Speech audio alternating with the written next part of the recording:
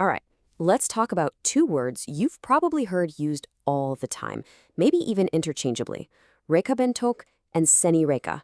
But what's the real difference between them? Well, if you've ever been a little fuzzy on that, you're in exactly the right place. To kick things off, just take a look at this. A simple chair.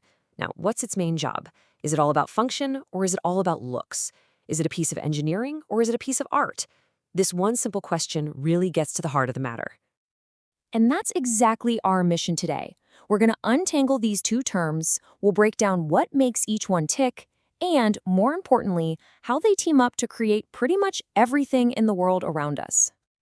So let's start with our first concept. At its core, Rekabentuk is on a very clear mission. It exists to solve a problem. If you look at the formal definition, a couple of words just jump right out at you: goal and problem. Rekabentuk is all about purpose. It's the process of creating a solution that actually works, one that serves a specific function as efficiently and effectively as possible. This right here, this is basically the DNA of Rekabentuk. The focus is laser sharp on things like functionality, structure, and ergonomics. It's about building a bridge that won't fall down, designing a software system that doesn't crash, or making a tool that's safe and comfortable to use.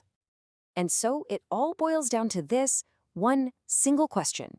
In the world of Rekabentuk, this is what matters most. If the answer is no, then it doesn't matter how pretty it is, the design has fundamentally failed. Simple as that. Okay, now let's flip the coin. If Rekabentuk is the logical brain behind something, then Seni Reka, well, that's its soul. This is all about visual communication and making you feel something. And you can see that shift immediately in the definition. We're not talking about solving problems anymore. Now the keywords are creativity, aesthetics, and expression. It's not just about what something does, it's about what it says and how it makes you feel when you look at it.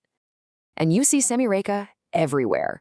Think about a powerful company logo, the specific cut and style of an outfit, or the whole vibe and atmosphere of a room. All of these are designed to have a visual impact and to communicate a feeling, whether that's professionalism, excitement, or comfort.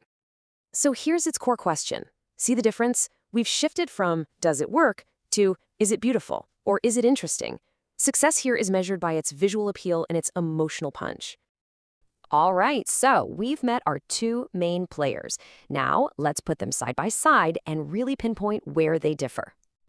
Honestly, the biggest difference really comes down to their foundations, the way they think. Rekabentuk is built on a bedrock of logic and science. It's objective. Seni Reka, on the other hand, comes from a much more subjective place: pure creativity and raw emotion. This table just lays it all out so clearly. Let's walk through it. First, the foundation.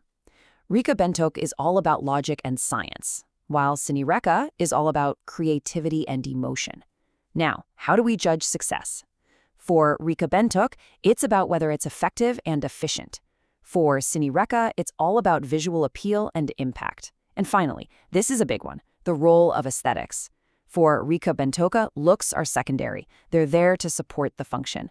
But for Seni Reka, aesthetics is the whole point. It's the primary goal. But here's the real magic. This isn't actually a competition.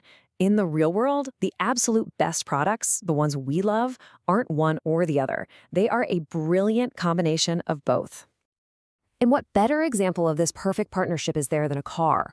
It's an incredibly complex machine that absolutely has to work flawlessly, but it's also an object of desire, something we form an emotional connection with. So let's break that down. The solid Rekabentuk is the foundation, the powerful engine, the safe chassis, all the technical stuff that makes it go. That's pure problem solving.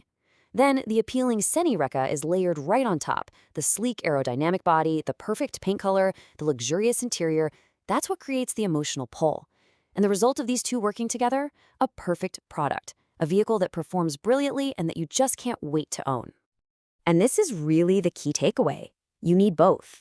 Rekabentuk makes something useful, but it's the Seni Reka that makes it desirable. One appeals to our logic, and the other appeals to our heart. So I'll leave you with this question to chew on. Take a look around you right now. Look at your smartphone, your coffee mug, even the chair you're sitting on. Can you start to see the line between the Rekabentuk and the Seni Reka? Where do you spot that perfect fusion of function and beauty working in harmony? Thanks for tuning in.